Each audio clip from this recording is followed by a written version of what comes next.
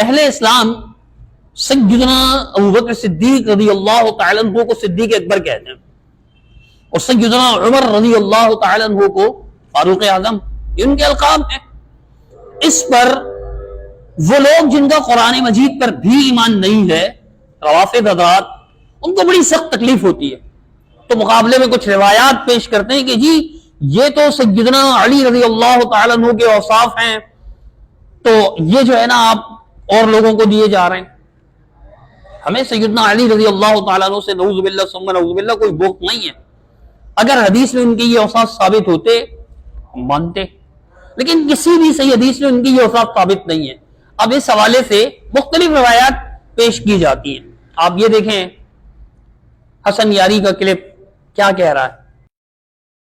یہ کتاب معجم کبیر طبرانی جزء سادس، یہاں پر صفحہ نمبر 269 میں حدیث نمبر 6184 یہاں پہ روایت کرتے ہیں، اس میں ابو ذر اور سلمان دونوں سے روایت۔ رسول اللہ صلی اللہ علیہ وآلہ وسلم نے اپنے بھائی امیر المؤمنین علیہ السلام کا دست مبارک ہاتھ میں لیا اور فرمایا بے شک یہی وہ شخص ہیں جو سب سے پہلے اول شخص ہیں جنہوں نے مجھ پر ایمان لایا ہے، میری تصدیق فرمائی ہے، اور یہی وہ پہلے شخص ہیں جو روز قیامت سب سے پہلے مجھ سے ملیں گے اور میرا مصافحہ فرمائیں گے، یہی صدیق اکبر ہیں، وہذا فاروق هذه الامہ، اور یہی ہی اس امت کے فاروق ہیں، اور حق اور باطل کے درمیان یہ تفریق کریں۔ حق اور باطل کے درمیان کیسے تفریق کریں گے؟ اسی طرح ایک اور صاحب ہیں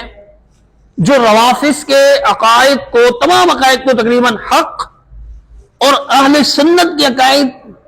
کو غلط ظاہر کرتے ہیں اور اہل سنت پر طرح طرح کے الزام لگاتے ہیں، اس کے باوجود بھی ان کا اصرار ہے کہ میں سنی ہوں۔ عجیب، جب اہل روافض کے عقائد صحیح ہیں، اہل تشیع کے عقائد صحیح ہیں، اہل سنت کے غلط ہیں، تو پھر آپ سنی کیوں ہیں؟ اس سے سمجھ جانا چاہیے کہ دال پوری کی پوری کالی ہے، کچھ کالا نہیں ہے دال میں۔ بہرحال آپ اس کو بھی سنیں، وہ کیسے لوگوں کو ورغلاتے ہوئے یہ بات بیان کر رہا ہے۔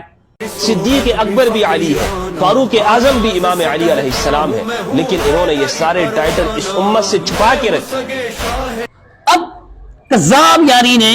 طبرانی کی المعجم الکبیر جلد 6 صفحہ 269 حدیث نمبر 6184 پیش کی۔ اس کی سند دیکھ لیں، میں وہی سکین لگوا رہا ہوں جو خود کذاب یاری نے پیش کیا، تو اس کی سند میں آپ دیکھیں گے عمر بن سعید کا نام ہے، یہ کون ہے؟ مجہول راوی ہے،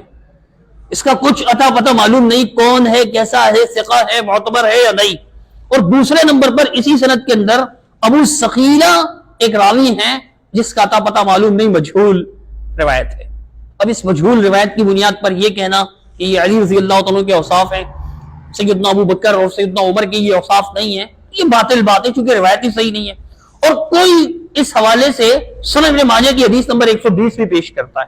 اس کی سند میں عباد بن عبداللہ الاسدی الکوفی ضعیف اور متروک راوی ہے۔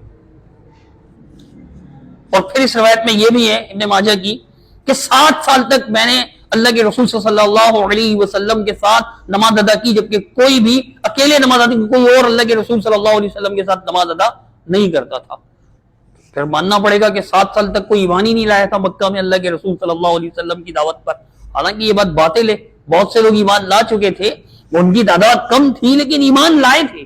دار ارقم میں رسول اللہ صلی اللہ علیہ وسلم تشریف رکھتے، دعوت دیتے، بہت سے لوگ اللہ کے رسول صلی اللہ علیہ وسلم کی دعوت پر ایمان لائے، تو صرف سیدنا علی رضی اللہ تعالیٰ عنہ اکیلے ہی نماز پڑھتے تھے، اس بات کا کوئی ذکر نہیں ہے۔ یہ روایت اسی سے جڑی ثابت ہو جاتی ہے۔ شہریار عابدین نے ایک کمال دکھاتے ہوئے مسند البدار کے حوالے سے روایت پیش کیا، آپ اس کی بھی بات سن لیں۔ عن ابي ذر عن النبي انه قال لعلي بن ابي طالب انت اول من امن بي وانت اول من يصافحني يوم القيامه وانت الصديق الاكبر وانت الفاروق تفرق، اور بعض جگہ تفرق بين الحق والباطل وانت يعصوب المؤمنين والمال يعصوب الكفار۔ کہ جناب ابو ذر رضوان اللہ تعالی علیہ فرماتے ہیں، رسول اللہ صلی اللہ علیہ وسلم کا قول نقل فرماتے ہیں کہ آپ نے فرمایا، مولا امیر المؤمنین کے لیے انت اول من آمن بی کہ تم وہ ہو کہ جو سب سے پہلے مجھ پر ایمان لائے، یعنی مسلمان تم پہلے بھی تھے لیکن میری نبوت کا سب سے پہلے تم نے اقرار کیا، مسلمان تھے یعنی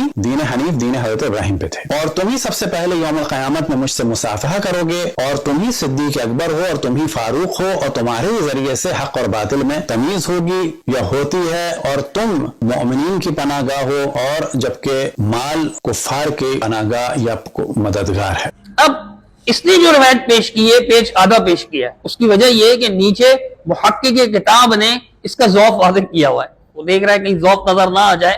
تو آدھا پیج پیش کیا ہے، نیچے جو ضعیف لکھا ہوا ہے اس کو حذف کر گیا ہے۔ بہرحال آپ دیکھیں گے اس کی سند میں ایک راوی ہے محمد بن عبید اللہ بن ابی رافع،